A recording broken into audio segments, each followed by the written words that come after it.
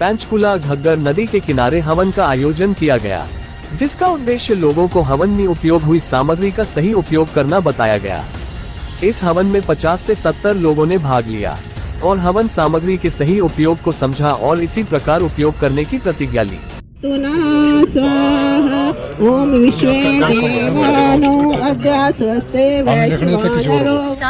मैं टीम घग्गर की तरफ से हम आपको ये बताना चाहते हैं कि आज घग्गर के किनारे हमने एक हवन किया था।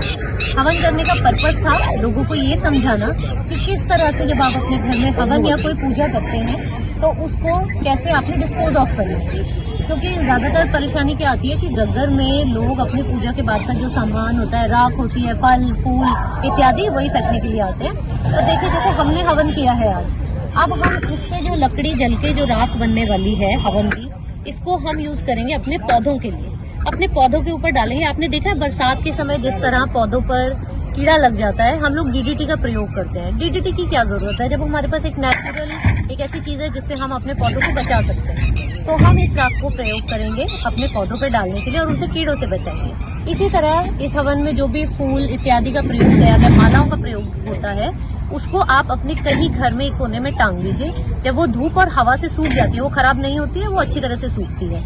आप उस माला को तोड़कर, उसके फूलों को तोड़कर आप बिखेर दीजिए। जब आप उसे बिखेरेंगे, कुछ ही दिन में उसमें से नए छोटे छोटे पौधे निकल कर आते हैं और इस तरह आपके पास बहुत सारे गेंदे के इतने फूल खिल जाएंगे। मुफ्त के पौधे हैं, आपको खुशबू और ब्यूटी दोनों मिलेगी। इसी तरह जो फल होते हैं आप किसी जानवर को खाने के लिए दे सकते हैं, किन्हीं बच्चों को दे सकते हैं, और जो दक्षिणा होती है वो भी आप किसी बच्चे को दे सकते हैं, वो बहुत ज्यादा खुश हो जाएंगे इससे।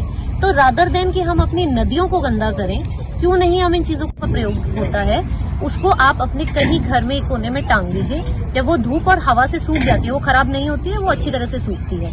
आप उस माला को तोड़कर, उसके फूलों को तोड़कर आप बिखेर दीजिए।